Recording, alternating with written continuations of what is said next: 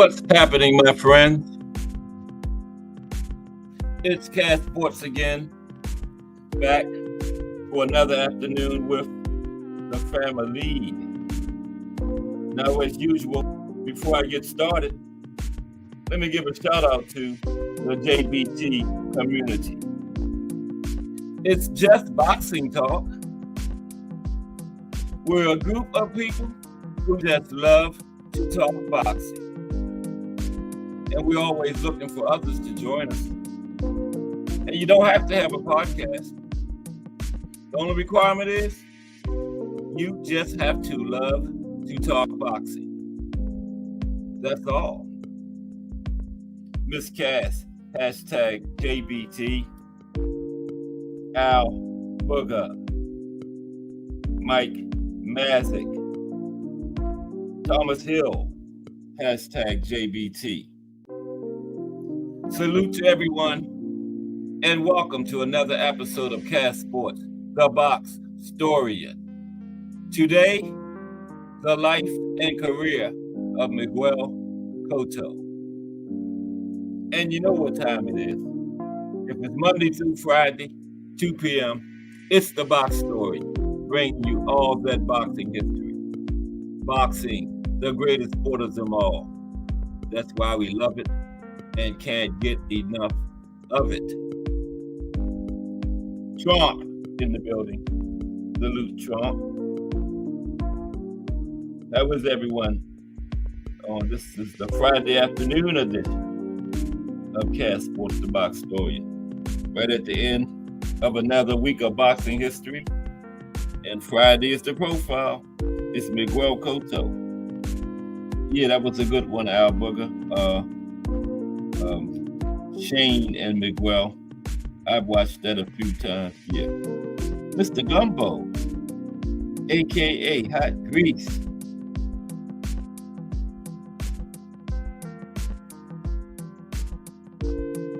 Welcome to Put It in the Chat. Like Mr. Gumbo is my first member. The member of the Chat Club. All right. Appreciate you, Mr. Gumbo. How are you today? Mr. Gumbo Hot Grease, that is. Welcome to Put It in the Chat Club. Yeah. I got the Put It in the Chat Club. I got Cass and Friends. And then the top level is the Box Storian Society. Okay? But salute, Mr. Gumbo. Welcome to Put It in the Chat. Remember that? Put it in the chat. Okay? But salute, Mr. Gumbo, a.k.a. Hot Grease. Mr. Gumbo is from down there in New Orleans, where old school is from. Yep. The life and career of Miguel Cotto. A warrior, like Al Booger said, a warrior, man. Yeah, that was a good fight. I've seen that one a couple of times, too. Him and Shane. Yeah. Yeah, Cotto has one of them fire resumes. He fought everybody. Manny Pacquiao, Canelo, Floyd. I don't think he fought Austin. But Shane Mosley. Antonio Margarita twice. He said that Antonio Margarita, when he beat him in the rematch, that was his most satisfying win because of that first one, where Margarita was using those illegal hand wraps. Kind of busted Miguel up a little bit. So Miguel said the get back in the rematch was his favorite and most satisfying win. Yep. Shane did a number on Margarito too. Yep. Shane wasn't worrying about what he had in the glove. Shane said, "You ain't gonna put hands on me, so no matter what you got in your wraps." Yeah, Shane did a number on him. But that's what we're going to be talking about today. Miguel, Friday was Profile Day, ending another big week of boxing history. But there's always another week coming up. Yeah, Sergio Martinez. Yes, he did. Went up against Sergio for the middleweight strap. That's right, Trump. He sure did. Yeah, we're going to cover all of that in here today. Miguel Cotto. Yeah, got a nice slide display. I even got some slides from Miguel had here. Remember? Yeah. Yeah, McGraw wasn't always bald headed. Yeah, he had hair at one time.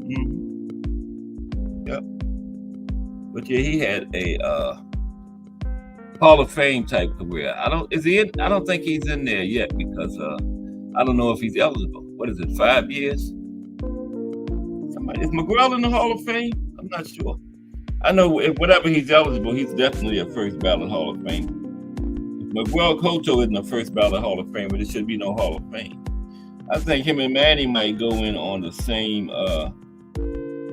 ballot. Yeah, because they should. I think they retired around the same time.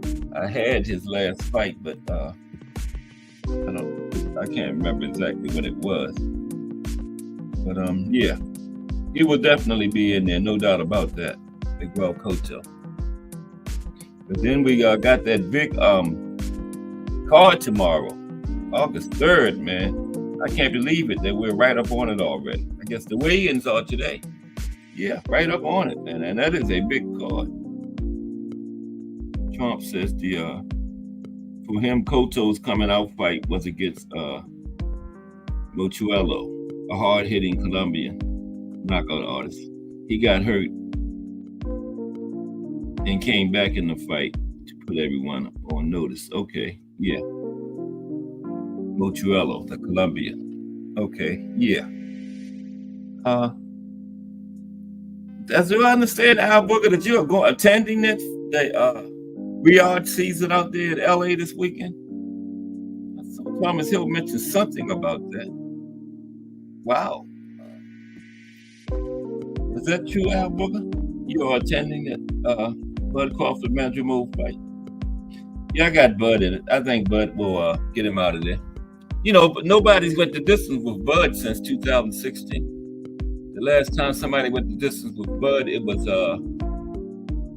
at 140. Victor Postol, yeah. 2016, almost 10 years. He stopped everybody ever since then. Stopped everybody he fought at welterweight, including Earl Smith. Earl was probably the worst stoppage of them all, if you really look at it. And starting his run at 154 tomorrow. I got Bud. I think he'll get Madrimov out of there, like 69.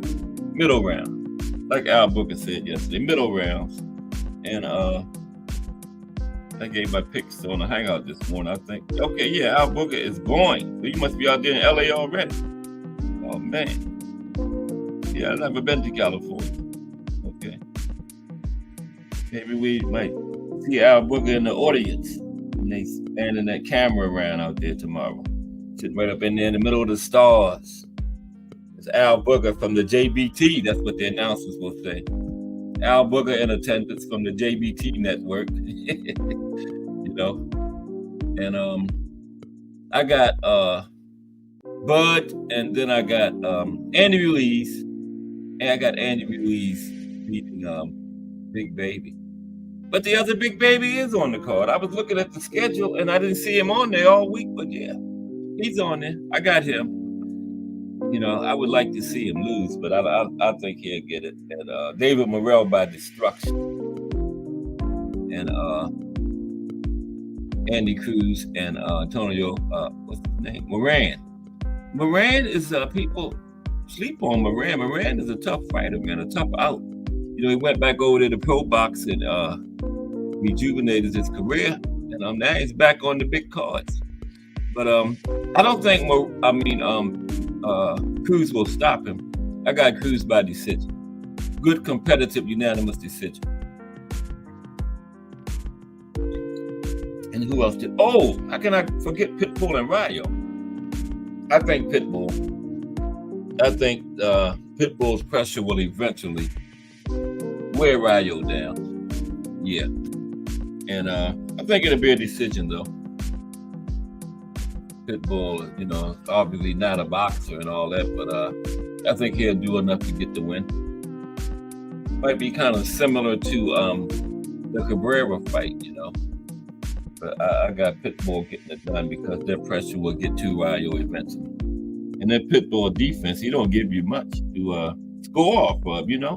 You got to be able to hit him and score points to get a decision, but Pitbull don't give you much, man.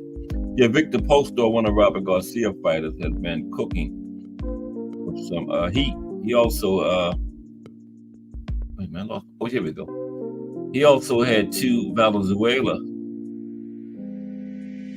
He also has Rayo Valenzuela against Cruz. Okay. And Mr. Gumbo in the building. Yeah, Al Booker is out there, man. That's what they're gonna say when they, how they showing all the stars and stuff in the audience before the main event. They're gonna be like, "Well, Shaq is in the building, and there's Mike Tyson, there's Al Booker from the JBT network in the audience." Yeah. Mm-hmm. So make sure y'all watch tomorrow. I'm gonna be tuned in for that now. Yeah. All right. JBT gonna be in the house. Yeah, but that's who I got. Yeah, I got all the favorites winning. I don't think it'll be any upsets on the card. I don't think so. But I'll be in the Crow Show Sunday. Might need to bring my hot sauce and some onions and stuff to put with my crow. But yeah, I got all the favorites winning. But a great card, man. A great card. And then next weekend we got Virgil Ortiz back in there. Yeah. Virgil was supposed to be on this card, remember, against Tim Tszyu, but I think it was too soon after that, that cut and all that bleeding Tim Tszyu did in that Maduro fight. That was crazy. I don't even know how that man finished. I mean, they would get over there in the corner and they could never really stop the bleeding because as soon as he got back out there for the next round, it was pouring down again, man. But he finished. He went all the way 12 rounds. He lost his belt, but wow, that was a courageous performance by Tim Tszyu there, man. Yeah. Couldn't even see his face for the blood, man. That was wow. And then when they scheduled this fight originally, I was thinking that's kind of like too soon for that, what he went through. And yeah, sure enough, it was. They scratched it. But no doubt, if that fight would have been on his card, there's no way possible that wouldn't have stole the show, been the fight of the night. Tim Tszyu and Virgil went between those ropes and got it on. That would have been it, man. Two dogs, no backup in neither one of them. Wow, that would have been. The fans would have won on that one. That's one of those fan-friendly fights.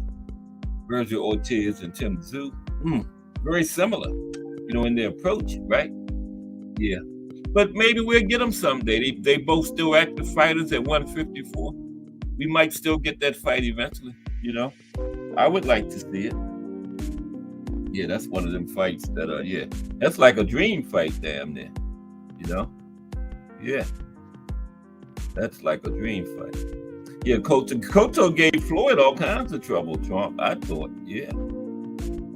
Yeah. Mm-hmm. And I think he had a very good fight against Floyd. Oh, you saying at 140? But you said it was actually at 154. Oh, you saying 140 would have been the fight? Yeah, that's true. That's true. But yeah, they didn't meet up until they got to. Was it 154 or catchweight? I can't remember. Yeah, I think it was 154 because that was Floyd. The only other fight he had at 154 was Oscar before that. Remember? And yeah, Cotto was the second fight at 154. That was a very good fight. Cotto gave a very good account of himself in that fight. Yeah. We got about 5 more minutes before we start talking about Miguel, but he had quite a career, man. Quite one of those resumes, I put Miguel Cotto's resume up against anybody, even Oscar. Even Oscar, He had one of them Oscar-type resumes. When somebody have a real good one, you have to say one of those Oscar-type resumes, because Oscar fought everybody. And I can't understand how he, as a promoter, he's running that protection racket over there. The type of Oscar wanted all the smoke, but he don't want all the smoke for his fighters. Yeah. But I don't think Cotto had ever fought Oscar, no. One of the only ones he didn't fight from around that time, but no, they never met up. That would have been a good fight, like 154, him and Oscar. Yeah. I would have probably given that one to Oscar. Depends on when it was, though, really. Yeah. Earlier, like I would say Oscar for that one. Yeah, against Cotto. What y'all think about that, Oscar and Cotto? Yeah, I would lean Oscar in a decision. Oscar was tough. When they always talk about how Madonna was so tough against Floyd and the other guy. What was the other guy that some people say beat Floyd? Remember? I can't think of his name right now. But actually, I think Oscar was the closest to come to beating Floyd, more so than those other two. It was Oscar, man. Yeah. Split decision. Floyd Sr. said Oscar won the fight, right in the ring after the fight. Yeah. Floyd Sr. said, I thought Oscar beat my son, But Floyd pulled it out. Because like T. Hill always says, a lot of those punches and Oscar had him against those ropes, throwing those flurries. A lot of them was missing. Yeah, a lot of them was missing, and the crowd was going crazy and all this. It was a pro-Mexican crowd. But yeah, a lot of those punches were missing. And the good thing about it, the judges picked up on that and got it right. Because a lot of times the judges get swayed by the crowd noise and everything, and they see somebody, doing what Oscar was doing when they had Floyd on the ropes, throwing all those punches. A lot of times the judges get swayed by that. But they must have had some real good judges because they got it right. Yeah, they got it right. And remember, Roger Mayweather kept telling Floyd early in the fight. Roger was training him for that fight. Remember, he kept telling Floyd that Oscar's gonna run out of gas, and he was right. That's what Oscar did. Got them late rounds. Oscar ran out of gas, and it cost him. I kept remember Roger every round, like the first 4 or 5 rounds, he kept telling him. He said, "That motherfucker gonna run out of gas, Floyd. Just watch." And Roger was right. Roger was a very colorful character, but he was right on that. Oscar did run out of gas at the end, and that proved to be the difference. But one judge did give it to Oscar. That was a very good fight, and I think Oscar was the one that came the closest to beating Floyd. What was the first guy in the 2000s? A lot of people say beat Floyd. I don't know why I can't think of his name. He was Mexican. They fought twice. Anybody that Floyd had that discrepancy, people would say they beat him. Floyd rematched him immediately. Okay. He didn't rematch Oscar, but the first two, Madonna and the first guy, he rematched both of them and clearly won the second time. Yeah. But who was it? Before Madonna. Yeah, that's him, Al Booker. Thank you. That's still. Yeah, that was him. Yeah. But I always thought Oscar was his closest to losing. Yeah, that's him. Jose Lewis, right, T. Hill. And Al Booker. Thank you. Yeah.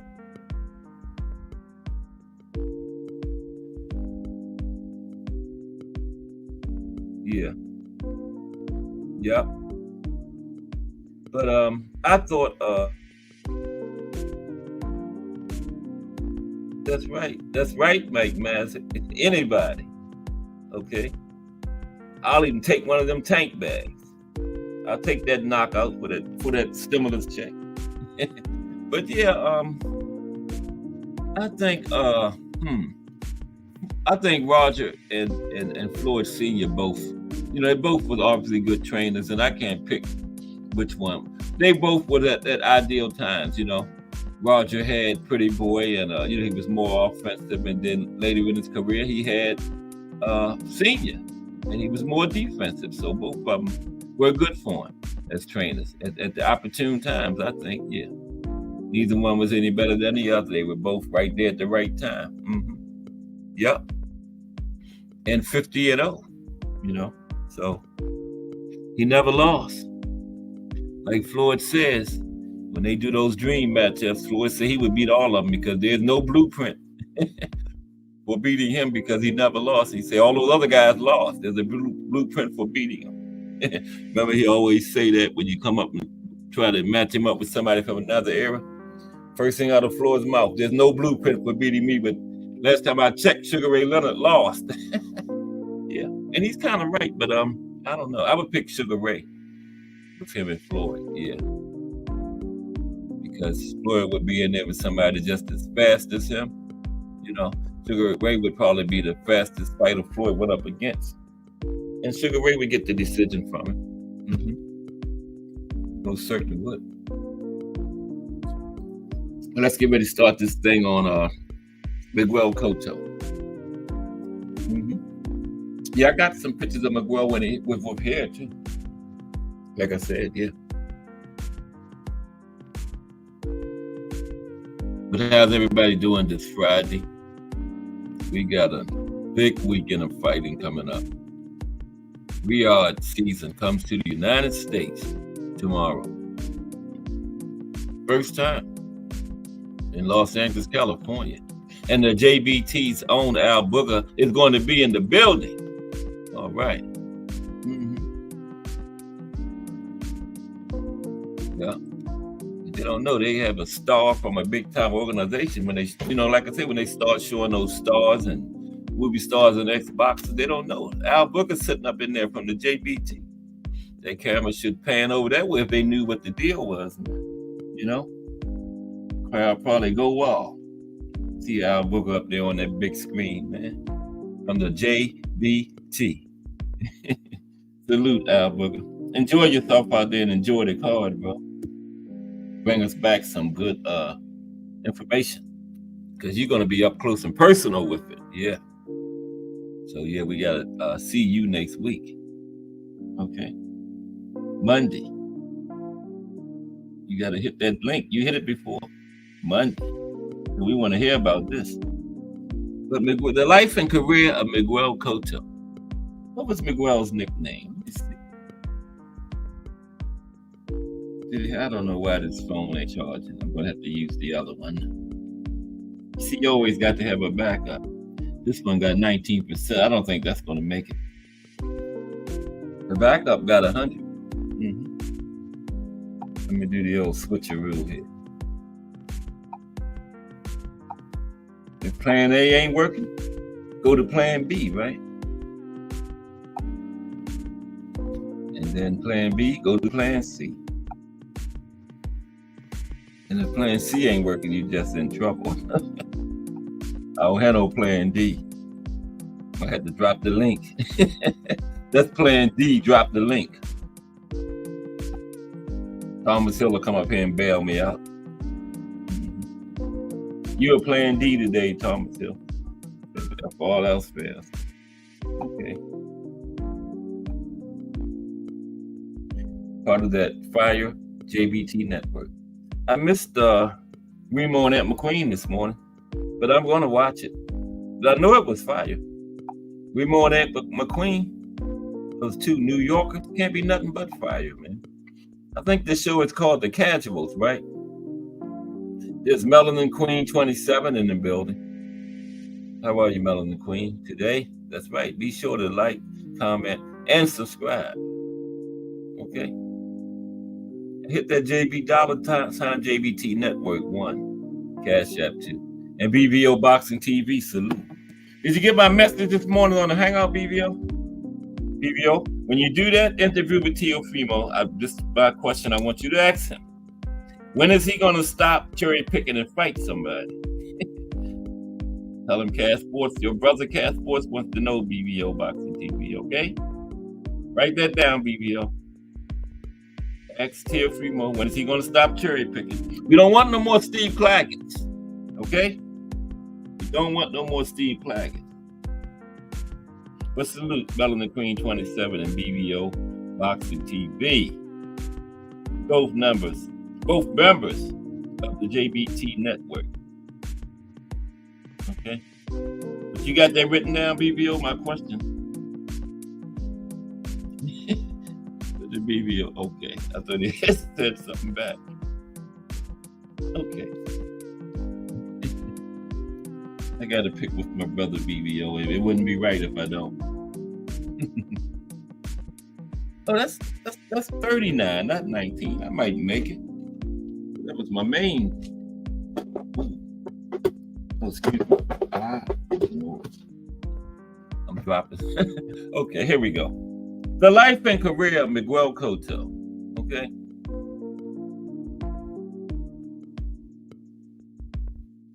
And yeah, they called Miguel the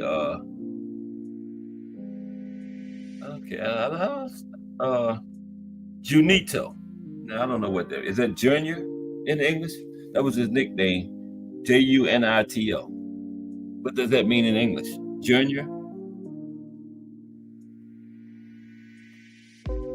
Bruce Gas, Boxing, Jazz, and more in the building.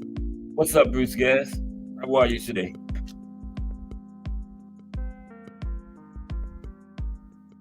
We got that seeing Bruce Gas everywhere. We got that old timer show coming up Sunday. Yeah.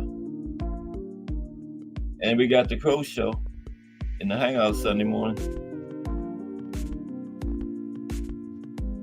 Most people picked all the favorites this morning in the Hangout. So if it goes as planned, it won't need too much Crow. Might need one or two Crows. But some people picked some upsets, man. I think D1 picked some upsets and Coach Tommy. Yeah, so old school. Old school picked Magic Mode. Old school said, people gonna think I'm out of my mind, but I got Magic Mode. But yeah, old school, I think you out of your mind. Old school picked Magic Mode. Yeah. My part-time co-host. Oh, tonight is the Angry White Men podcast. Okay, yeah, 10 o'clock tonight.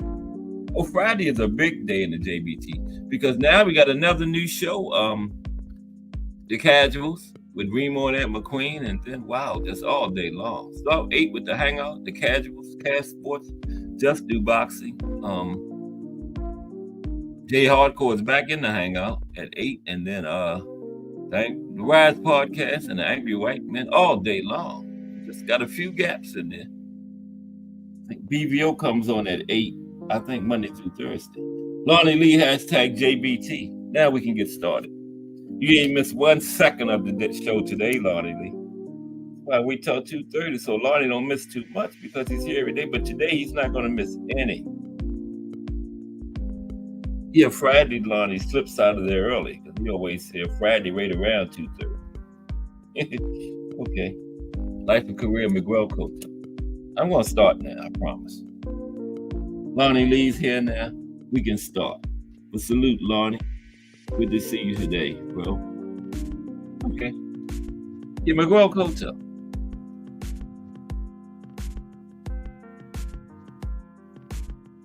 I guess the music's okay. Somebody will tell me if it's not. Okay. Now, Miguel, full name, Miguel Angel Cotto Vasquez. Okay. Puerto Rican. Former Puerto Rican professional boxer.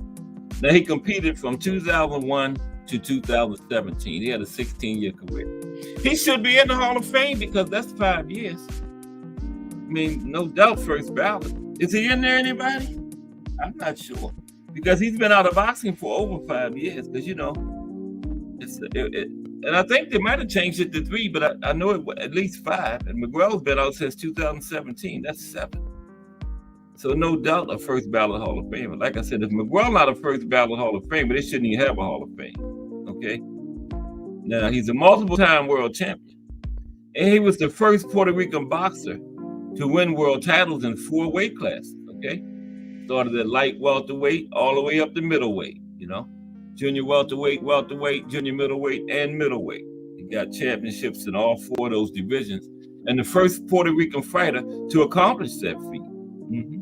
So if that ain't Hall of Fame type material, I don't know what is. So he's got to be in there. Anybody know? Okay, thank you, Al Booker. 2022 first ballot. Yep, 5 years. Thank you, Al Booker. See, 2022 first ballot Hall of Famer. Okay, yeah, all right. So he's a member of the International Boxing Hall of Fame, first ballot. Like I thought. Like I said, if Miguel wasn't first ballot, he shouldn't have had no Hall of Fame. You know. And also, he in 2007 and 2009,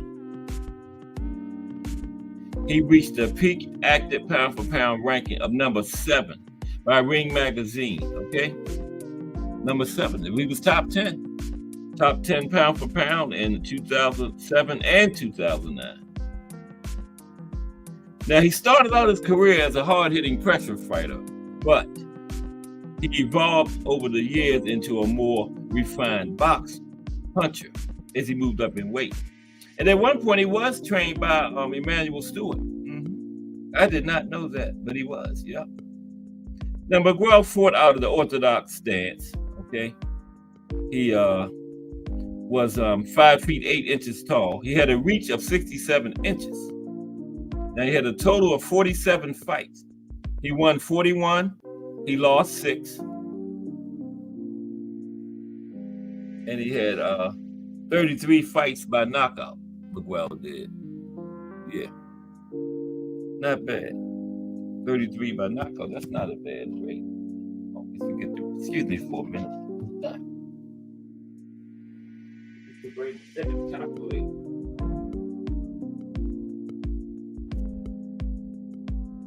I'm back. I always forget my calculator. We're on the other side of the room. I like knockout rates. Now Miguel, 41 fights, 33 knockouts. That's not bad. That's a rate of 80.4%. Anytime you get up over 80, that's damn good. So yeah. But he started out as a puncher, and he evolved into a boxer over the years in his career. Okay. Now, as an amateur, Miguel represented Puerto Rico in the lightweight and light welterweight divisions at various international events, including the 1999 Pan American Games, right? You know, the Pan American Games is always a year before the Olympics. And also, okay, I lost my place. He was also representing Puerto Rico in the 2000 Olympics and the 1998 Junior World Championships. Okay. And in the 1998 Junior World Championships, he won a silver medal at lightweight. Okay. And then he began his professional career in 2001. And he defeated Kelson Pinto for the WBO light welterweight title in 2004. Now we're going to go into these fights more deeply later. Just touch on it real quick, briefly. And he made 6 successful title defenses before he vacated the title and he moved up in weight, right? In his first fight at welterweight, he fought Carlos Quintana for the vacant WBA title, right? And he won that from Carlos Quintana and defended that 4 times, okay? And that's when he suffered his first loss to the cheating Antonio Margarito, remember, in 2008 with the illegal hand wraps. But Miguel avenged that. He said that was his most satisfying win, when he avenged that loss to Antonio Margarito. Yeah. We're going to touch on these fights more deeply. But the following year, after that loss to Margarito, he won the vacant WBO welterweight title. And he only defended that once. He lost that one to Manny Pacquiao. Same year, 2008. Then, in 2010, he moved up to junior middleweight. And he won the WBA title from Yuri Foreman. Right? And he was promoted by the WBA to super champion status. And he won a 2011 rematch. That was a rematch against Margarito. Then he lost the WBA title in 2012 to Floyd, right? Floyd Mayweather Jr. And that fight between him and Floyd was one of the most anticipated fights in modern boxing history. That was a big fight out there at the MGM Grand. Because remember, Floyd wasn't fighting nowhere else then but MGM Grand. And the JBT's own Jay Hardcore himself was in attendance at that fight. Yeah, we were talking about that this morning. Then he ended that year on a further sour note. You know, he wait a minute. Yeah, he lost his WBA title to Floyd, right? And then later that year, he won the WBC ring belt at middleweight, okay? And that made him the first 4-weight world champion in Puerto Rico history, like I mentioned before, okay? And we're going to go into all this later on. In 2015, he defended the title once before losing it to Canelo Alvarez. And then he took off a year, took an entire year off. He returned in 2017 to become the WBO junior middleweight champion. But he lost that title in his last fight against Saddam Ali. Miguel. That was just a brief little look at his career. And like I said, we're going to go into it deeper. Real Prison Talk with Tommy in the building. What's up, Coach? Good to see you today, bro. It's Friday, profile day. It's the life and career of Miguel Cotto. Okay? Salute to Coach, everybody. Real Prison Talk with Tommy. I know we all subscribe to that, you know. Yeah. Always dropping some fire videos over there. If you're not subscribed, you go there and subscribe, then come right back. But everybody in here is subscribed. Yeah. I just have mainly JBT people in here. I'm gonna have 40 and 50 people one day. Some other places. But right now, mostly JBT know about me. And I'm happy. Okay, let's go on. Miguel Cotto. Let's look at Miguel's early life, early years, and get into his amateur career. Okay. I know it'll be 3:30 in a minute. Seems like I only been on here 10 minutes. Okay. Now, he was born in Providence, Rhode Island, to Puerto Rican parents. And they moved to Caguas, Puerto Rico. I guess I said that right. He moved there with his family before he turned 2 years old. So he was born in Rhode Island, but almost immediately they moved to Puerto Rico. Both his parents were Puerto Rican too. Okay. And there are several fighters linked to boxing in his family, including his father, Miguel Cotto Sr., his brother, Jose Miguel Cotto, his second cousin, Abner Cotto, and his uncle and former boxing trainer, Evangelista Cotto. So yeah, come from a big boxing family. His father, I think 2 brothers, his cousin, and his uncle. Wow. Now he began boxing as a child, right, to help lose weight, not anticipating to end up being the world champion and following the career that he ended up having, right? He was doing it to lose weight in the beginning. And then he was taken to the Marua gym in Caguas, where he was born at. And that's when he developed into a top amateur fighter at that gym, right? And he had participated in several international tournaments. These included the 1998 Junior World Championships that took place in Buenos Aires. And he finished in 2nd place, right? And he competed in the lightweight division in that tournament, okay? And his 3 victories there were by points, okay? And they were Andrei Golovkin of Ukraine.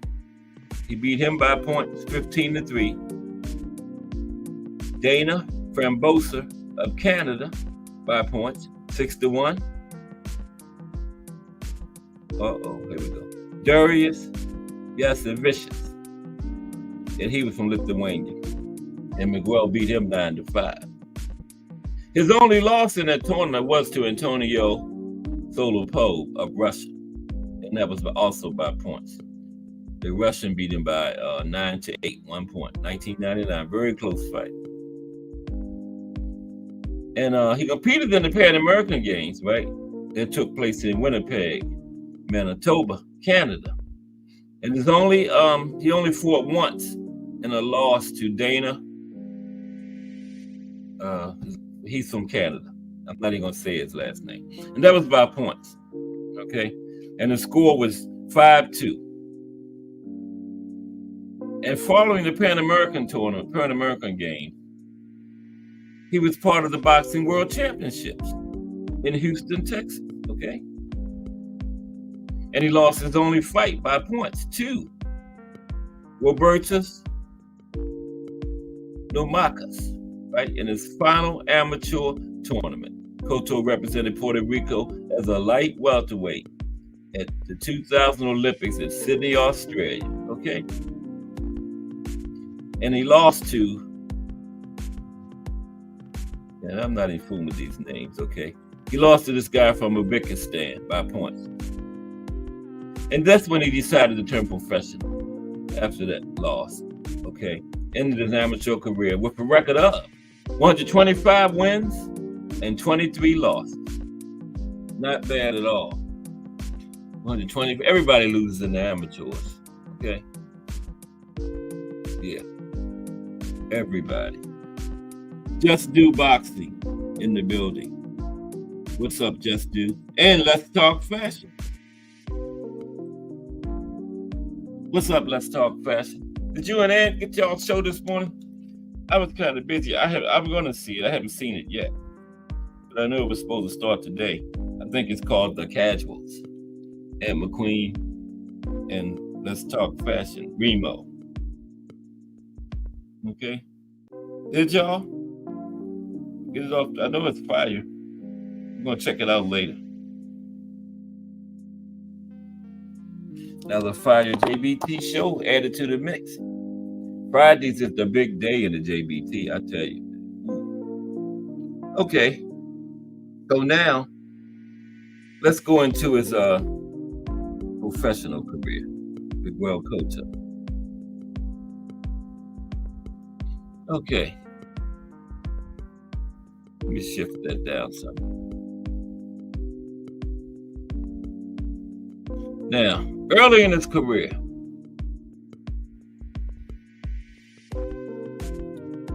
Cotto, he defeated former world title contender John Brown by decision in the 10th round. Now, he led the score throughout the entire fight, and he scored a knockdown in the 2nd round.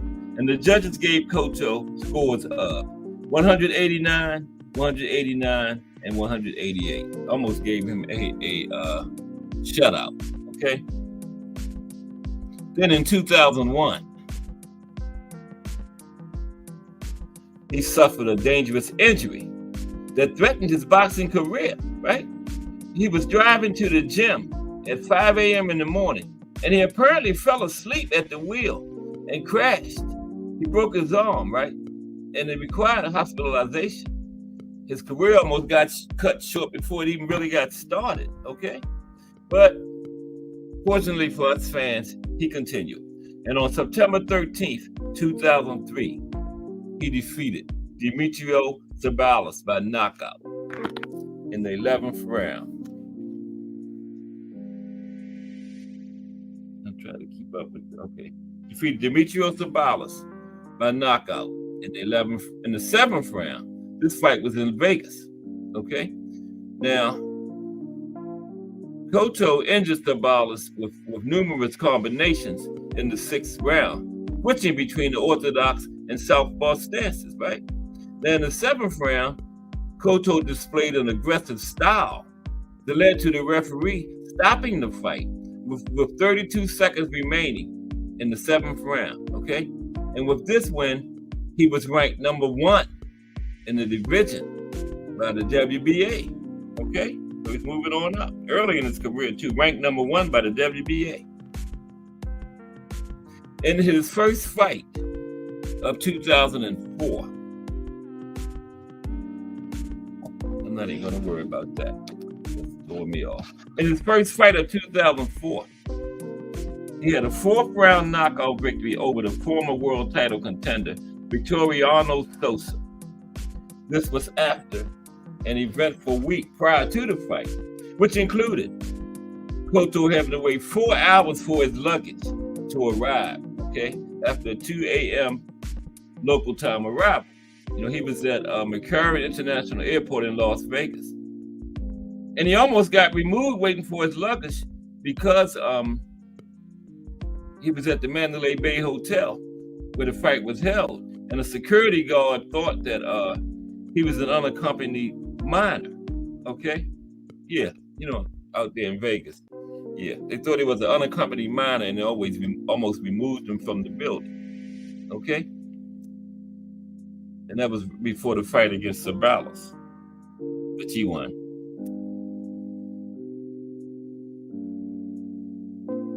Excuse me for a minute. And that was Victorio Soriano, excuse me. Okay. Then, on April 8th, 2004, he defeated,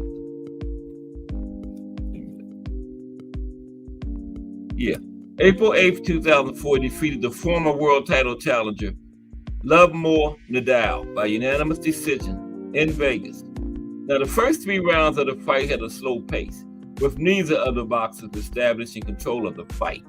But Cotto dominated the 4th and 5th rounds, managing to land combinations on Nadal's head. Nadal won the 7th and 8th rounds after landing more accurate shots than Cotto. Now, the last 3 rounds were even, with both fighters establishing short periods of combined domination in the fight, the last 3 rounds. But the judges gave Cotto scores of 117-111, 116-112, and 115-113. 116-112 sound more like how the fight went. Yeah, 116-112 sound about right. But Cotto got a unanimous decision. Okay. Now,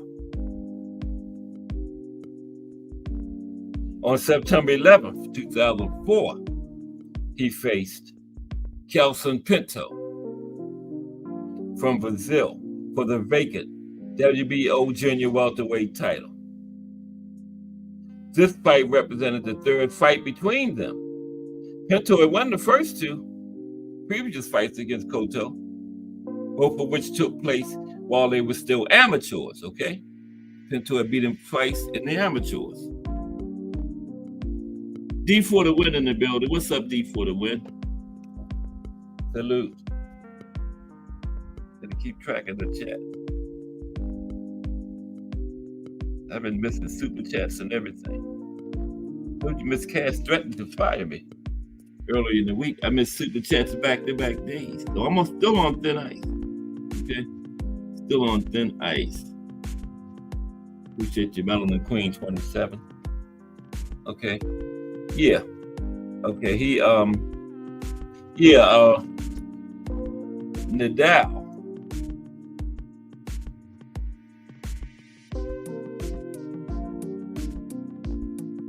Nelson Pinto, they had fought twice in the amateurs, and Pinto had beat him both times in the amateurs. But once they fought in the pros, Cotto took the fight, right? And this fight was televised by HBO, and it was in San Juan, Puerto Rico, Cotto's home country. And during this fight, Cotto utilized a defensive stance with his hands in a high guard instead of his usual aggressive orthodox stance. And over the course of the fight, Cotto scored 3 knockdowns, and he won the WBO title, junior welterweight championship, by knockout in the 6th round. Okay? Then on December 11th, 2004, he successfully defended his title, beating former world champion Randall Bailey by knockout, okay, in the 6th round. And this was on the undercard of the Vitaly Klitschko-Danny Williams fight in Vegas. Cotto fought a lot in Vegas too. And his performance was described as a result of hand speed and accuracy. And during the fight, Bailey received punches in his face, and it opened up cuts. And he was examined by the ringside physician numerous times, okay? And the referee asked him, did he want to continue? But the ringside physician decided that the fight should be stopped, and the referee stopped it at 1:39 of the 6th round. Then 11 days later, on December 22nd, 2004, the Puerto Rican Boxing Commission named Cotto as Puerto Rico's Fighter of the Year for 2004. Okay? Miguel Cotto was Fighter of the Year, Puerto Rico's Fighter of the Year for 2004. Okay? Now he's getting ready to step up his competition now. Okay? Cotto versus Joshua Clottey. And this was the second title defense. February 26, 2005. Okay? This fight was in Puerto Rico. okay, against DeMarcus Corley. Now, during the fight, Cotto practiced a boxing style that was more aggressive than usual, okay, trading punches with Corley over the course of the first round.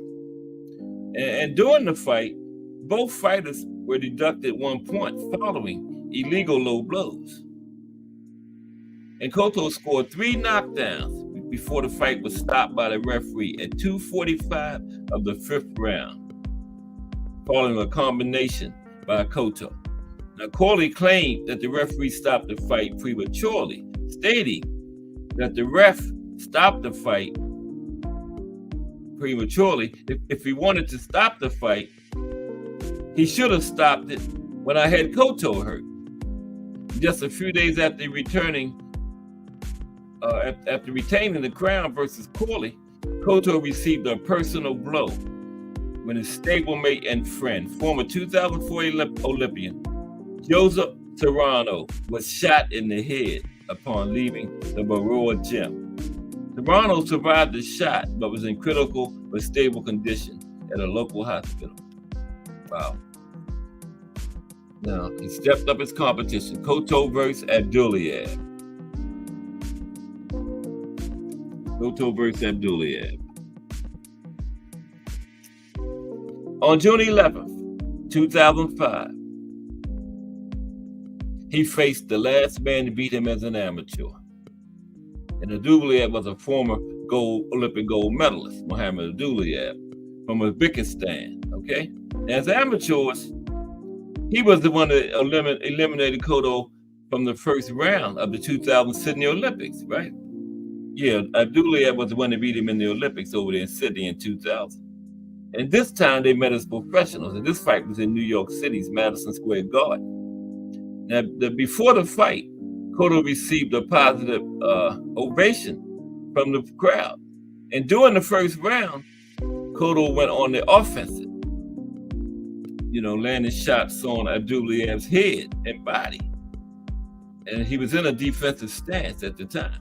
In the 4th round, that left hook, that legendary left hook from Cotto, and you heard of Abdullayev with it, right? And then after that, Abdullayev started focusing on Cotto's body. Now, Abdullayev's offense was effective in the 6th round, 6th and 7th round. And as a result of this, Cotto assumed a defensive stance. Following the 8th round, Abdullayev's eye was swollen to the point of being almost entirely closed. In the 9th round, following accurate punches by Cotto, the referee paused the fight and asked the ringside doctor to examine Abdullayev's eye.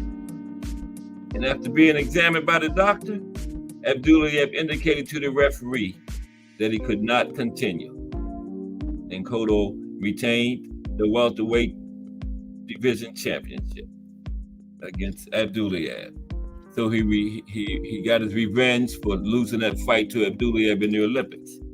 Abdullayev eliminated him. Abdullayev ended up with the gold medal, too. Cotto versus Torres.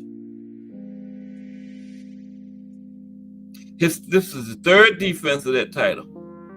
September 24th, 2005. Boardwalk Hall in Atlantic City. They were still having fights up there then. Atlantic City, New Jersey. Against Ricardo Torres from Colombia. Okay? Now, in the first round, Cotto had an offensive advantage and scored a knockdown on Torres. In the 2nd round, after Cotto landed a couple of shots, Torres scored a knockdown on Cotto. And the last seconds of the round were evenly matched, with both fighters finishing the round injured. Both fighters were hurt by the end of that round. Okay? But Cotto was apparently in better condition when the 3rd round began. Okay? And he was dominating the fight at that point. And with 2 minutes remaining in the round, one of Cotto's punches landed on Torres' belt line. Following this, Torres was granted 30 seconds recovery by the referee. I thought it was 5 minutes. Cotto dominated the 4th round, and Torres won the 5th. Cotto scored another knockdown in the 6th round. At 124 of the 7th round, a left hook by Cotto knocked Torres out. Yep, got that left hook in there. And you know that Cotto had one of the best left hooks in the history of boxing. Then on March 4th, 2006, shoot, wait a minute, that didn't change my slide display. We're going to get some familiar names in a minute. On March 4th, 2006, Cotto defended his WBO junior welterweight title by knocking out Gianluca Branco.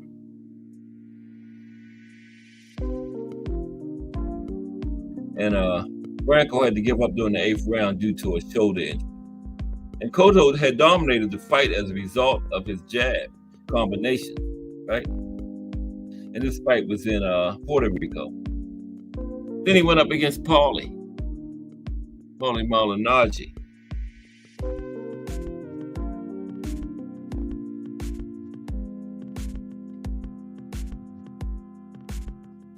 Yeah, I lost my place. I can't find Paulie. Okay, wait a minute. I'll get it. Let's sit right there for a minute because I see Zab Judah. Cotto versus Malignaggi. Okay. And Paulie was undefeated at the time he fought Cotto. And this fight took place on June 10th, 2006. Okay. In Madison Square Garden. And Cotto opened a cut over Malignaggi's right eye in the very first round, in which, according to Malignaggi, affected his performance over the course of the entire fight. And Malignaggi stated, "This was the first time in which I was ever cut in my career, and the blood kept going into my eyes, and it bothered me the entire fight." Okay, he said he was not able to see very well. He said, "Cotto's a great fighter, but I'm disappointed as I wanted to be the champion." And Paulie blamed it on the cut. And Cotto won this fight by unanimous decision with scores of 116-111, 116-111, and 115-112. And Paulie suffered a fractured right orbital bone and his jaw was injured. He was taken to Roseville Hospital after the fight's outcome was announced. So now Cotto moves up to welterweight, okay? And he goes up against Carlos Quintana. That was his first fight at welterweight, Carlos Quintana. You know, he vacated his junior welterweight title in late 2006 and announced that he was moving up to the welterweight division to challenge Carlos Quintana for the WBA's welterweight championship. And this fight took place on December 2nd, 2006. And Cotto won. He defeated Quintana by TKO in the 5th round. Following a punch to the body, Quintana surrendered prior to the start of the 6th round, okay? And Cotto won the vacant WBA welterweight championship. And his welterweight reign began successfully. On March 3rd, 2007, he retained his belt with a technical knockout victory in the 11th round over Oktay Urkal, right? Urkal's corner threw in the towel because he was apparently down in the fight and had just had a second point deducted for a headbutt, right? Leading to his corner's belief that the referee was biased toward Cotto. So his corner said, threw the towel in. You know, he was losing. He had had the points deducted, and his corner said the referee is biased against us. Yeah, now I'm back on track. Cotto versus Zab Judah. Okay? Excuse me for a minute.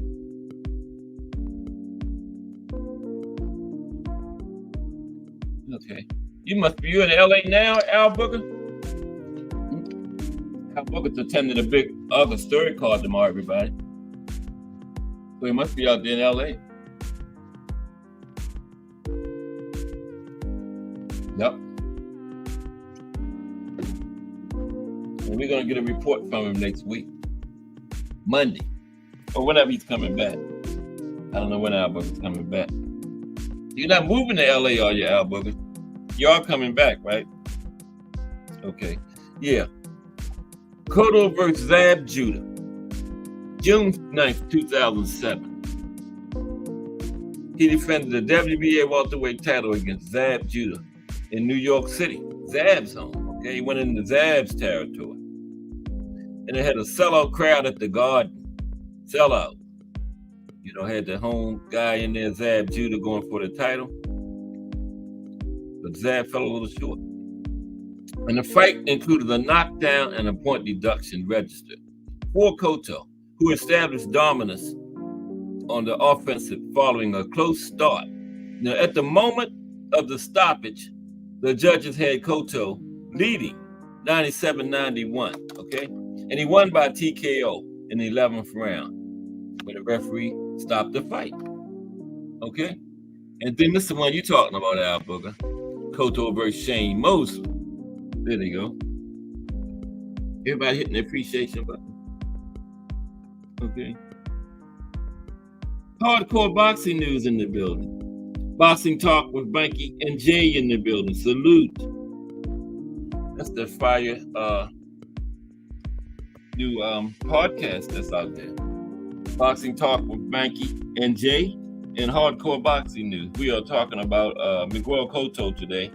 It's Friday profile day. You gotta get y'all names in here. Boxing talk with Banky and Jay. All right. I know everybody been checking out all that fire content they dropping. Banky Pound and Jay Hardcore. Wow. Those are two heavyweights, man. That's two boxing royalty there. But salute. Let's get back to Miguel Cotto. Salute to Boxing Talk with Banky and Jay and Hardcore Boxing News. Jay Hardcore in the building. Everybody get their picks in this morning. And if you lose, you better come to that crow show and get your crow. Just bring some hot sauce and some onions and stuff, you know. I'll be there. I don't eat too much crow because I'm usually right. Okay, but this next fight was Cotto versus Mosley, right? Now, this fight was on November 10th, 2007, back at the Garden again, okay? And this card was made possible by a legal settlement between Top Rank Boxing, Cotto's promoter, and Mosley's promoter, Golden Boy Promotions, okay? And it was broadcast on HBO pay-per-view and was won by Cotto via unanimous decision. Now, during the course of this fight, Cotto pursued Mosley, who was reacting in a slow fashion.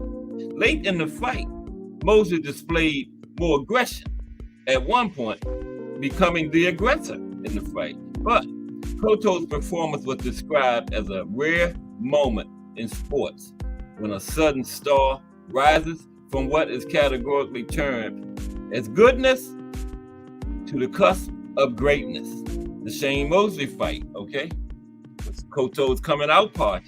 Then on April 12, 2008, he successfully defended the championship, okay? That was against Alonzo Gomez. And throughout this fight, Cotto scored 3 knockdowns on Gomez before the fight was stopped following the 5th round, when the doctor indicated to the referee that Gomez couldn't continue, right? And Cotto was selected the World Boxing Association's Boxer of the Year during the organization's annual award celebration, which took place in Buenos Aires. WBA Boxer of the Year. Now you get ready to go up against that cheating Margarito. You know, won. The second one, he said, was his most satisfying fight when he beat Margarito in the rematch. So Margarito had those illegal hand wraps, remember? Yeah. And yeah. So he said when he got the rematch and beat his ass, that was his most satisfying victory. But Cotto versus Margarito, this is one. Yeah. Took place on July 26, 2008 at the MGM Grand in Las Vegas. Was you at that one, Jay? I know Jay was at all of Floyd's fights out there. He was at Floyd and Cotto. We coming up on that one too. But Floyd Margarita, July 26, 2008 at the MGM Grand out there in Vegas. Okay. This was his first loss as a professional, right? To cheating Antonio Margarito. This was an unsuccessful title defense for Cotto. And he had taken the early initiative, okay? Frequently landing punches on Margarito during the early rounds. And Cotto was using his footwork to avoid danger.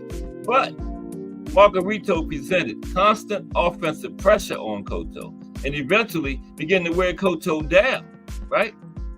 And Margarito started trapping Cotto against the ropes.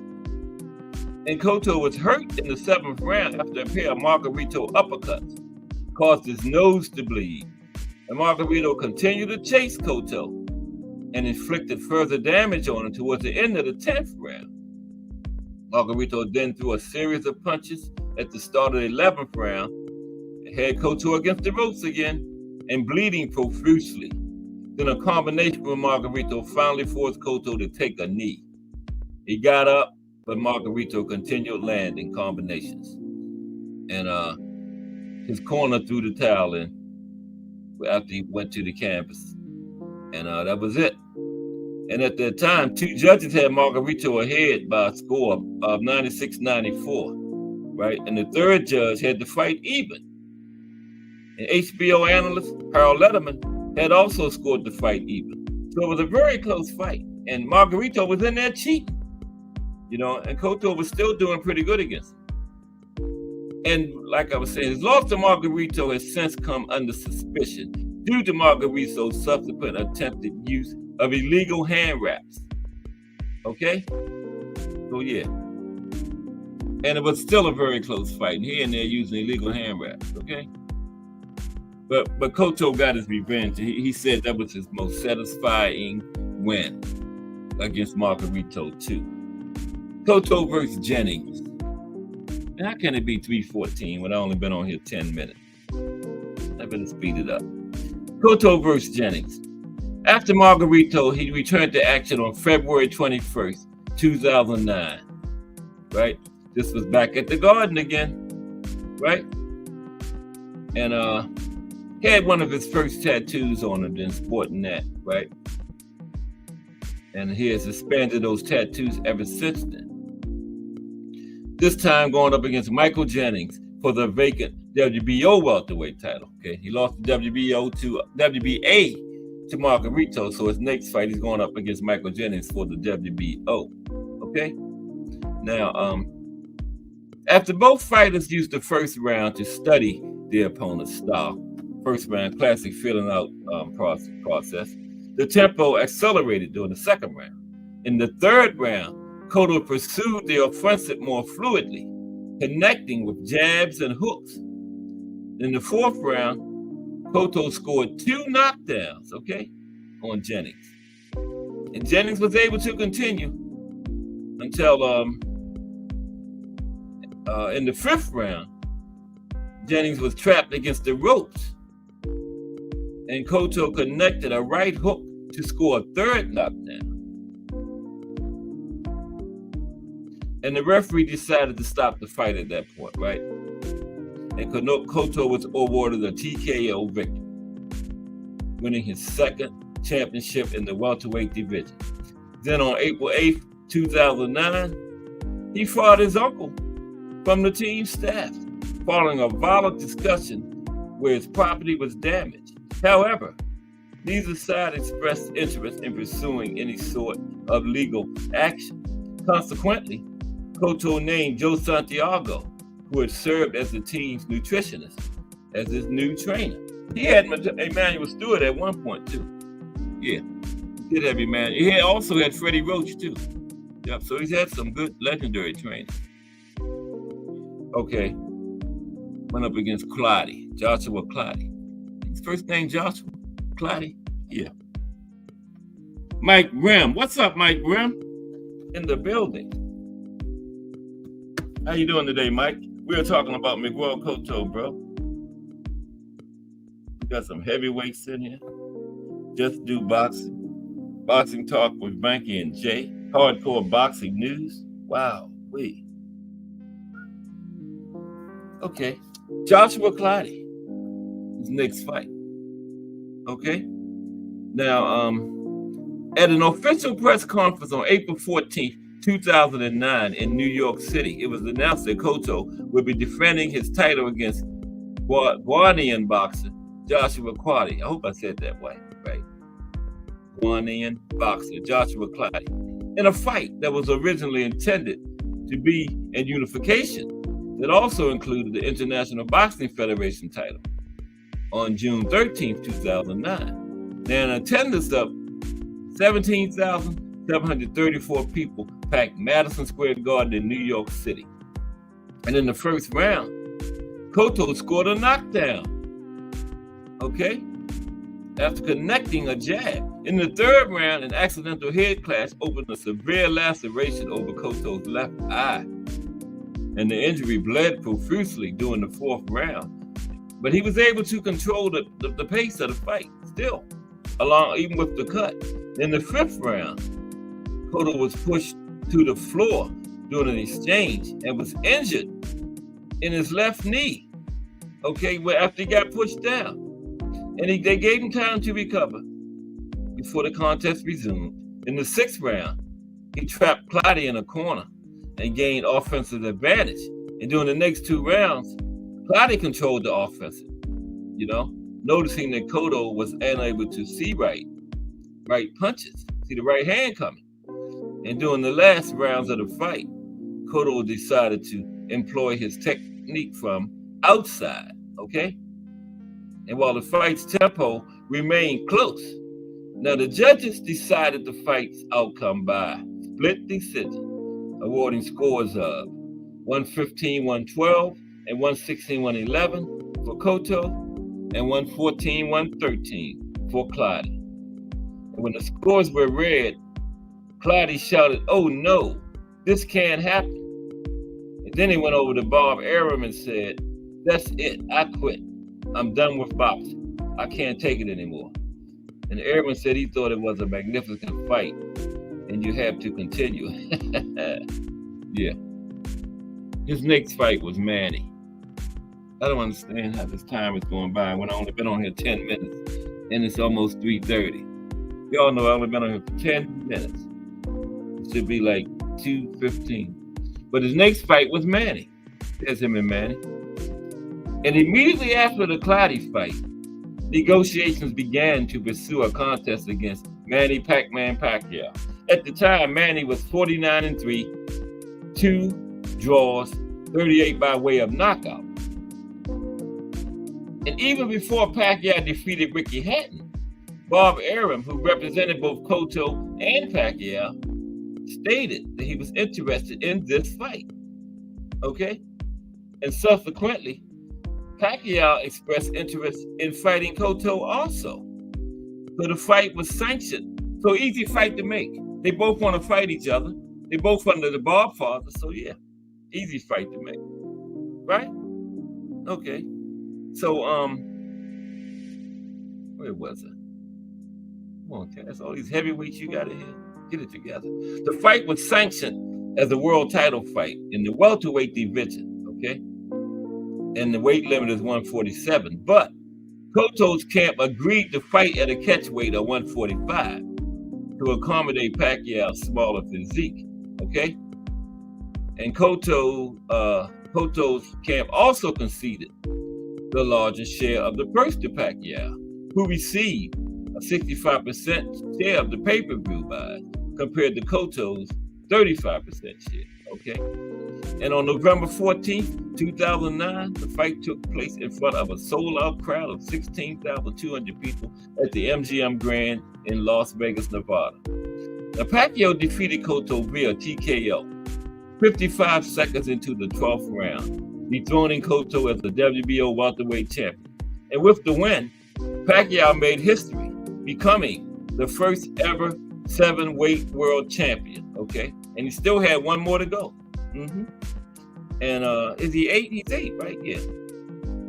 And the fight generated 1.25 million buys and $70 million in domestic pay-per-view revenue, making it the most watched pay-per-view boxing event of 2009.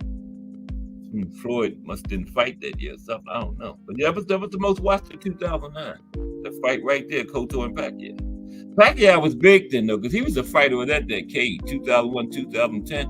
He ran through that decade like a pair of scissors cutting through a sheet of paper, man. Yeah, Manny. That's when we wanted Floyd and Manny. We wanted Pretty Boy and Manny around 2009, 2010. Yeah, I still think Floyd would have beat him, but that's when we wanted it. But we got it in 2015.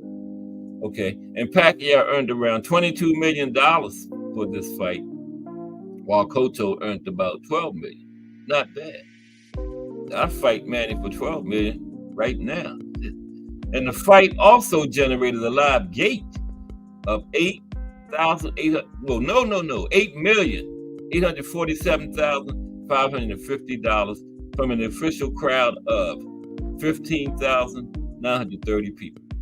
So then Cotto moved to junior middleweight, okay? After Manny was his last fight at welterweight, he moved to junior middleweight. They happened in the chat. To get it, okay. Oh, Mike said he had to get an injection and took a nap. So everything went okay, Mike? That's good. Okay. Yeah. So yeah, take your nap. Take it easy for the rest of the day, Mike. Listen to Cast Sports and Just Do Boxing. You got JBT, the 8 o'clock hangout, Friday night hangout tonight. Yeah, man. The Angry White Men, the Night Rise podcast. So just chill out and listen to the JBT mic and relax for the rest of the day. Okay. That's Dr. Cast Sports orders. Okay. But salute to Mike Graham, everybody. Doing well. Everything went okay this morning. Okay. So yeah, Miguel moved to junior middleweight after that, and his first his first fight was against Yuri Foreman. I don't know why I said that. Now, after the Pacquiao fight, Cotto moved to the light junior middleweight division.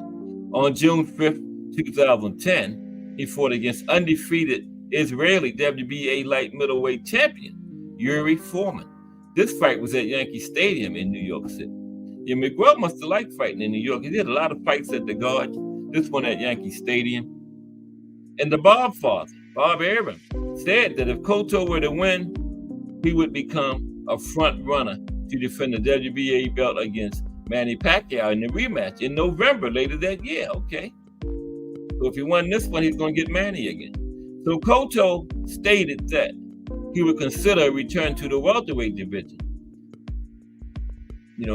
for that fight, okay? So Cotto ended up knocking Foreman down with a signature left hook to the body in the 9th round. After Foreman tore his knee during this fight. Wow. And Cotto claimed the WBA light middleweight title, his 4th overall in 3 different weight divisions for that fight, okay? Then he went up against Ricardo Mayorga after that, okay? January 19th, 2011, in a press conference at Times Square in New York City, the Bob father and Don King working together for the first time in 5 years, officially announced that Cotto would defend his WBA junior middleweight title against former 2-division world champion Ricardo Mayorga at the MGM Grand Garden Arena back in Vegas, okay? This fight would take place on March 12th, 2011, live on Showtime pay-per-view, okay? Check out the chat, yeah, okay. Okay, this was live on Showtime pay-per-view. In front of 7,247 people at the MGM Grand, Cotto defeated Mayorga by TKO in the 12th round, retaining his WBA junior middleweight title. And throughout the fight, Mayorga looked to engage, but the discipline of Cotto played a big part in his win, saving his big shots for the final round. A left hook landed, which dropped Mayorga and ended the fight. Yeah, that left hook Cotto had was just legendary. One of the best left hooks in the history of boxing, man. At the time of the stoppage, Cotto was ahead by 5 points on all three judges' cards. And with this win, Cotto's record for world title fights improved to 17 wins, 2 losses. Okay? He lost to Manny, and he lost to that cheating ass guy. What was his name again? What was his name? The cheating guy. We got the rematch against him. Margarito. Manny and Margarito in title fights. 19 title fights, he had won 17 of them, right? And he earned $1 million from this fight. And Compaback stats showed that Cotto outpunched Mayorga 249 to 176 in total punches. And in his post-fight press conference, Cotto explained how he won the fight. He said the game plan was not to get caught up in any of the antics, and that's how he fought. He was very disciplined in this fight. He was very heavy-handed. I felt his punches the entire fight. And Cotto also mentioned how, before the last round, his trainer, Emmanuel had him then. His trainer, Emmanuel Stewart, told him he would be able to stop Mayorga in the last round, which was the conclusion of the fight. He had Emmanuel Stewart then. And he had Freddie Roach later. Yeah, he had some legendary trainers. Now we come to cheating ass Margarito 2. This was Cotto said after his career was over. He said this was his most satisfying fight of his career. Margarito 2. Yep. Got his revenge. July 30th, 2011. It was announced that Cotto would make a second defense of his WBA title against rival Antonio Margarito. Okay? In a rematch to their first fight. And the first one took place in 2008. And this fight was back at the Garden again, December 3rd, 2011. The MGM Grand was considered for this fight, but they decided to have it in New York. And at first, now listen to this, at first the New York State Athletic Commission denied Margarito a boxing license. Okay? You know why? The reason for the denial was not due to the cheating allegations. Oh, it wasn't. But instead due to the damage to Margarito's eye in the Manny Pacquiao fight. I thought it was because of the cheat. An appeal was filed and a hearing took place where several leading eye doctors testified that Margarito should be allowed to fight. And a final decision was expected on November 16th, 2011. And without a license, Margarito could not fight in the state of New York, right? And the Godfather initially stated that if Margarito was not licensed to fight, then he had another guy play it, Baines. I don't even know his last name. I'm not even trying that. It's got like 50 letters in it. But his first name was Baines, would take his place. The fight would still go on. Okay. On November 18, 2011, the New York State Athletic Commission did not make a final vote as expected. Instead, they ordered Margarito to be examined by their own doctor. And based on the findings of the New York Athletic Commission's doctor, Margarito got a license to box in New York. Okay? Yeah. So a crowd of 21,239 people was announced. Cotto avenged this defeat from 2008, stopping Margarito in the 10th round. Okay? Stopped him. Now, the fight was stopped at the start of the 10th round because of the condition of Margarito's right eye, which the eye was the New York State Athletic Commission was concerned about in the first place. It was swollen shut.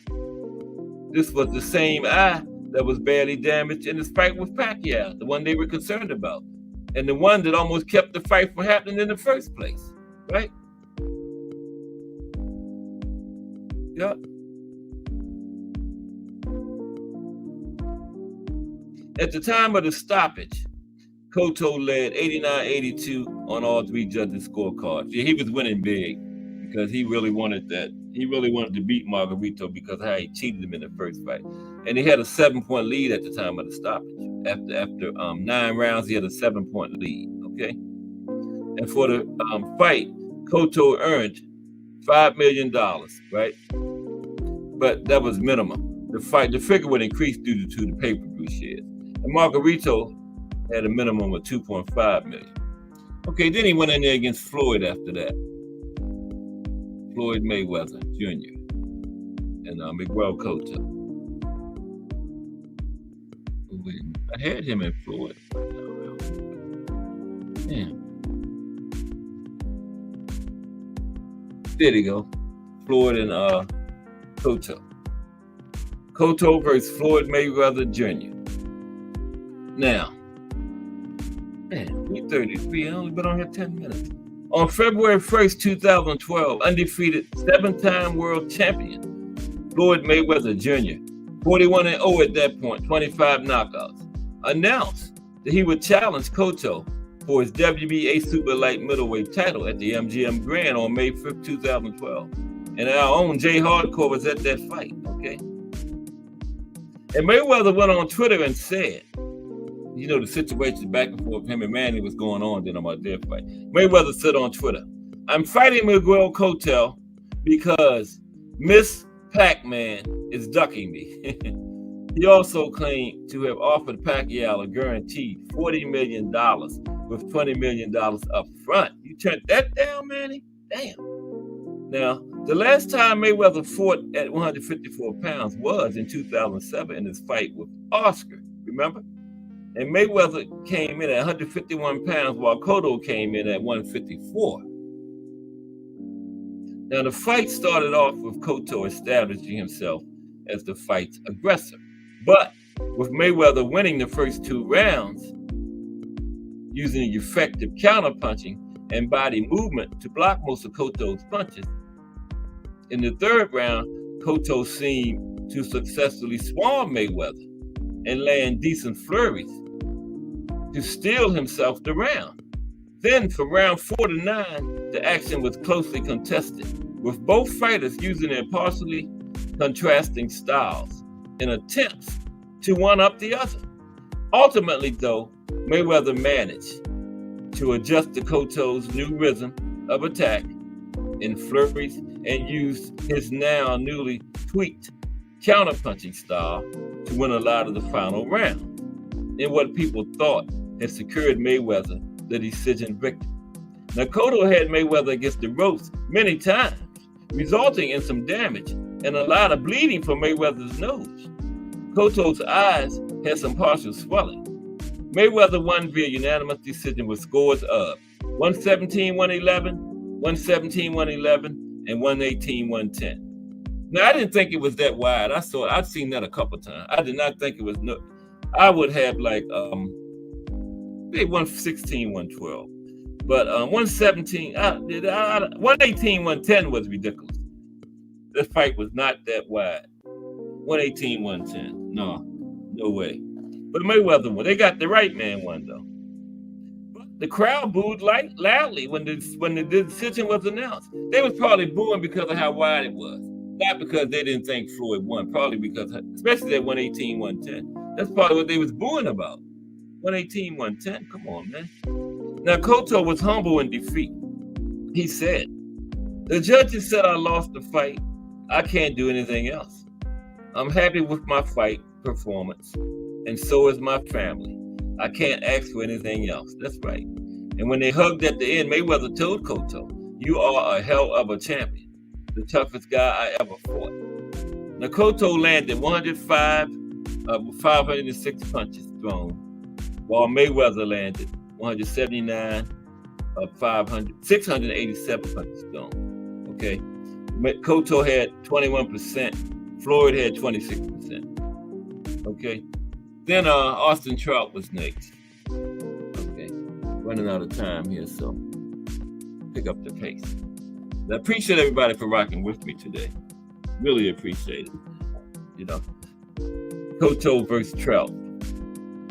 On August 1st, 2012, terms were agreed for Austin Trout to defend his WBA light middleweight title against Cotto on December 1st. Back at the Garden. Cotto fought at the Garden a lot, right? 13,000 people attended. And Trout started the fight off fast, using his quick combinations to continually get his punches off first against Cotto. Okay? And Trout also used his superior footwork to evade most of Cotto's punches. And he was able to outmuscle Cotto off the rope when he was cornered in the fight. Now, during the middle rounds, Cotto found success trapping Trout on the ropes and keeping him there, ripping Trout with body shots and finding the range with his left hook. But Trout regained control in the late rounds, even backing Cotto up late in the fight, and stunned Cotto several times down the stretch with his straight left hand. And Trout won by a wide unanimous decision, giving him the biggest win of his career. Judges had it 117-111, 170-111, 119-109. Now, Trout landed 238 of 779 for 31%, and Cotto landed 183 of 628 for 29%. And you know, compa box is not no computerized thing, but when it's that wide, it's got to be something to it, you know. Wide like that, yeah, you got to go with compa box. After the fight, Trout called a fellow junior middleweight champion, Canelo Alvarez. And this fight averaged 1.47 million and peaked at 1.4 million viewers, which set a record for Showtime boxing at that time. Okay, yeah. Then he went up against Delvin Rodriguez was next. Okay. There's him and Delvin, I think. Yeah, there's him and Delvin. Okay. This fight was in December 2011. Okay. Attendance of 11,912. And Cotto won the fight. Okay.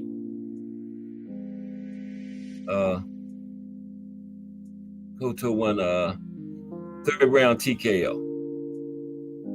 Then Sergio Martinez was next for Miguel. Sergio Martinez at middleweight. Okay. February 2014 announced that Cotto would challenge WBC, Ring Magazine, and lineal middleweight champion Sergio Martinez. Sergio was 51-2 at this point in his career. Okay. And Cotto won the fight, and with the win, he became the first Puerto Rican boxer to win world titles in 4 different weight classes. Okay. And Martinez retired on the stool before the 10th round. That's how Cotto got the win. And he became the first Puerto Rican to win titles in 4 different weight classes. Next, he went up against Gil, a guy named Gil. Okay.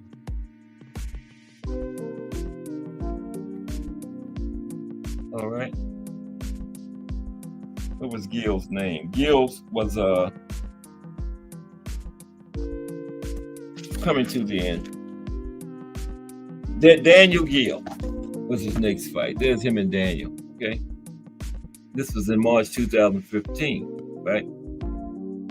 And he signed with Jay-Z's Rock Nation Sports in April of that year, okay? Signed with a new management company, okay? And against Gil, Cotto won the fight. Harvey Dock asked Gil if he wanted to continue. Gil replied no. And the fight was waved off at 128 of the 4th round. And his next fight was against Canelo Alvarez. Okay. That's when he fought Canelo. Cotto versus Alvarez. He lost to Canelo on November 21st, 2015 via unanimous decision. The fight was close throughout as both fighters were cautious in their attacks. Neither fighter was seriously hurt, as Cotto attacked with a jab the whole fight and didn't sit down on his punches, instead deciding to employ movement. Canelo responded with power punches, landing especially to the body. Now both fighters showed iron chins, with Cotto repeatedly coming back after hard shots to the head. You know about Canelo's chin. And the scorecards at the end of the fight were highly controversial, as they did not show the competitiveness of the fight, with many boxing pundits having Canelo winning by a round or 2. Others called it a draw. The official judges' scorecards were, now listen to this, 119, 109, 118, 110, and 117, 111 for Canelo. That fight was not that wide. According to CompuBox, Canelo landed 155 of 484 for 32%. Cotto landed 129 of 629 for 21%. That's what I say. That CompuBox is nothing computerized about it. It's just two people hitting buttons. Okay. Now, when it's real wide, you can say, well, they had to see what they saw, but they had Canelo, but sometimes, it's nothing. They need to change the name. It's nothing computerized about it. They call it CompuBox, but it's just some people hitting buttons. Somebody assigned to each boxer just hitting buttons when they land. That's all it is. There's nothing computerized. I used to think it was some big computerized thing at one time too, but no, nothing computerized about it. He got a fire resume, don't he? Remo? No, he didn't fight Tim. He didn't fight Tim Bradley. No. Okay, let me bring this plane into a landing now. After Canelo, he went back down to junior middleweight. The fight against James Kirkland was canceled. That didn't happen. Okay. He fought Kamigal, Yoshihiro Kamigai. Okay. Fought him. Okay, let's see here. I got a picture of them. There they are right there.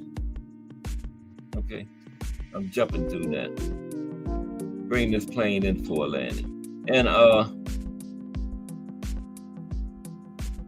Cotto won this fight by unanimous decision. 119, 109, 118, 110, 120, 108. One judge had it shut up.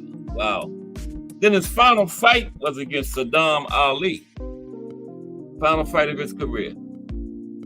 September 2017. Former IBF middleweight champion David Lemieux made himself available as Cotto's opponent, which would take place on December 2nd, 2017 on HBO back at the Garden again. Now, according to a source, regardless of who Cotto fights, Lemieux would still appear on the card. Also in September, 3-weight world champion Mikey, I thought I saw something Garcia, took to social media and called out Cotto for a fight in December. But on September 21st, he reiterated his desire to move up to 154 to fight Cotto. Cotto's trainer was also open for the fight to take place. On October 7th, ESPN reported that terms were agreed for Cotto's final fight against former Olympian and world welterweight title challenger Saddam Ali. He had won 25 out of 26 wins, 14 knockouts. This fight was to take place December 2nd at Madison Square Garden. Okay? Now, in a surprising upset in front of 12,000 people at the Garden, mostly Puerto Rican fans, Cotto lost the final fight of his career via a 12-round unanimous decision to Saddam Ali. The judges had it 115, 113, 116, 112, and 115, 113. Very close fight in favor of Ali. And Ali also claimed the WBO junior middleweight title in this fight.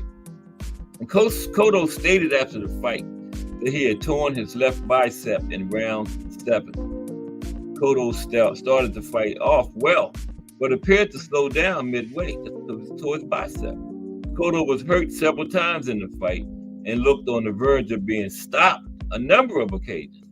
But Ali never looked as though he was going for a knockout. Yeah, Ali didn't go for knockouts, He only had like 14.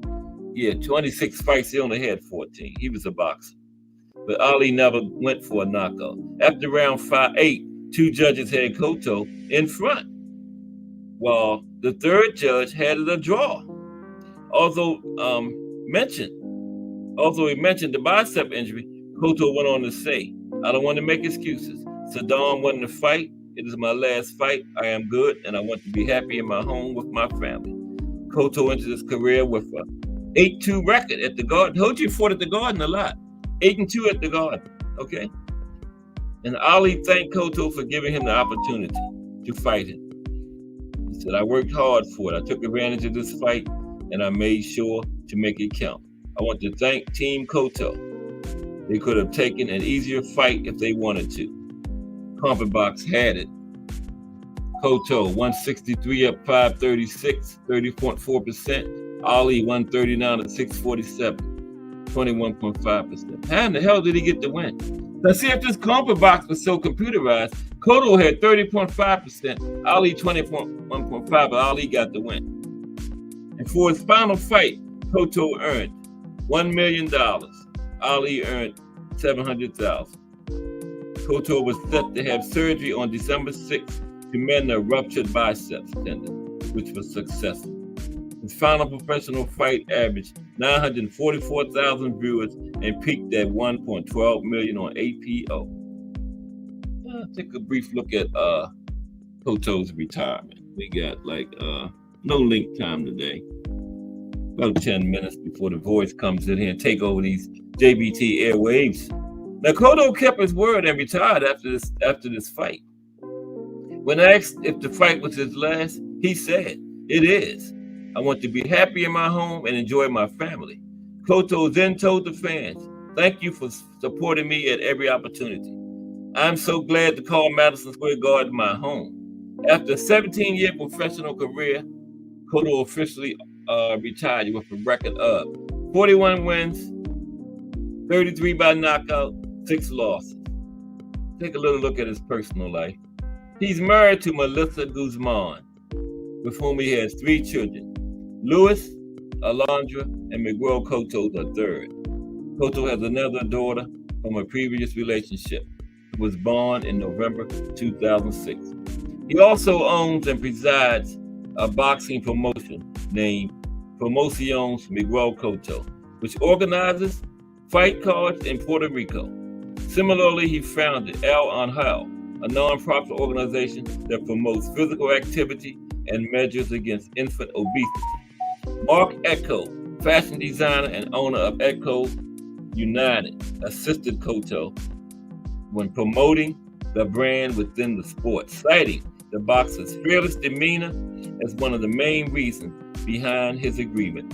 As a product of this partnership, Echo United produced boxing gear for him, as well as mainstream clothing accessories for the general public. Miguel Cotto's uncle, David Cotto, was the first Cotto to be a boxer. He was trained by Bob Foster out of Albuquerque, New Mexico. Yeah, Bob Foster used to be a fighter. And managed by Jack Luce.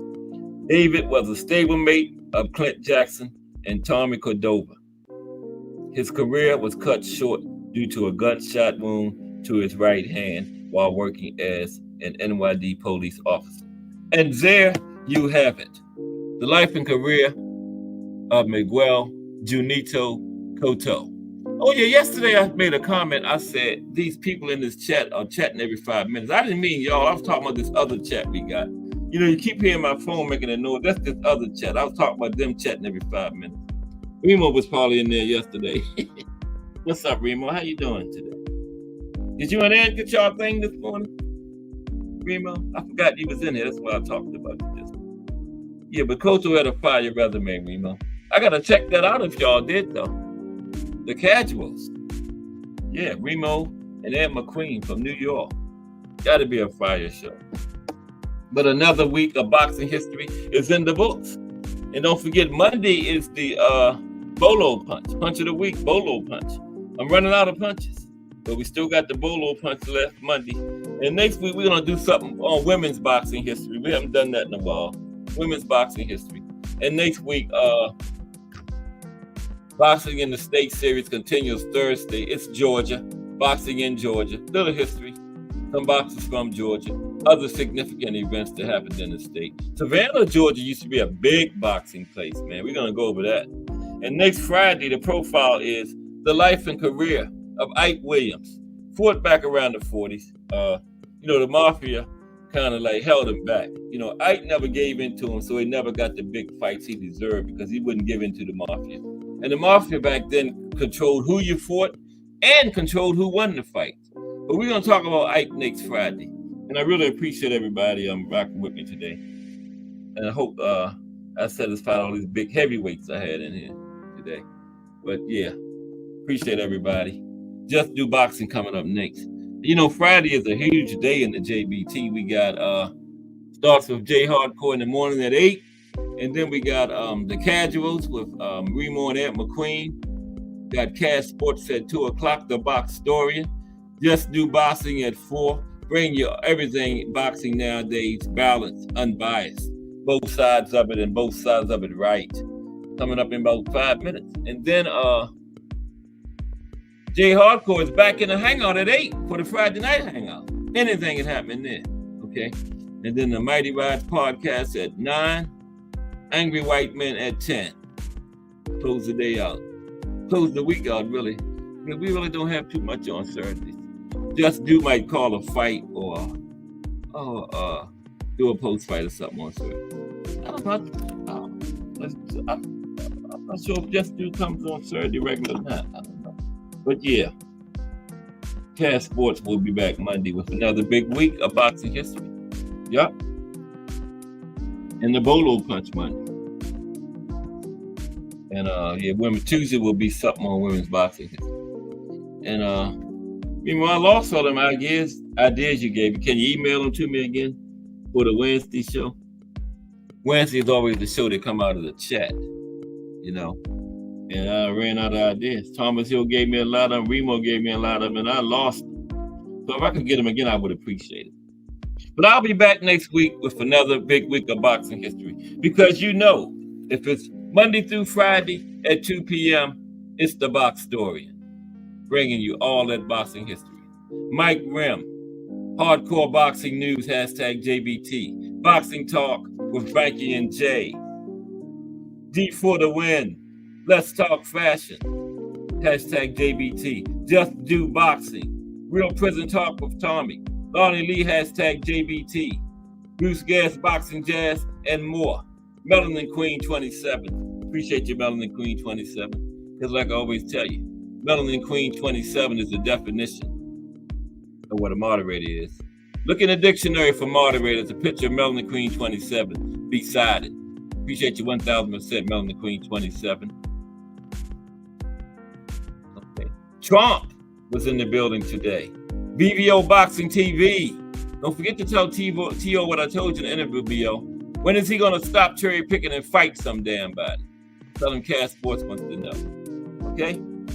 Mr. Gumbo, a.k.a. Hot Grease. Trump. Thomas Hill, #JBT. Mike Mazik. Mike Rim. Al Booger out there to fight. And I want a full report next week, Al Booger. Up here, hit the link, come on up and give us a full report whenever you come back. You ain't moved to LA, have you, Al Booker? But he might not be coming back, I don't know. But Miss Cass, #JBT, the executive director and owner of Cash Sports. I'm just an employee here, and I need a raise. Just Do Boxing straight ahead. Everybody have a great weekend. This is Cash Sports. I'm out.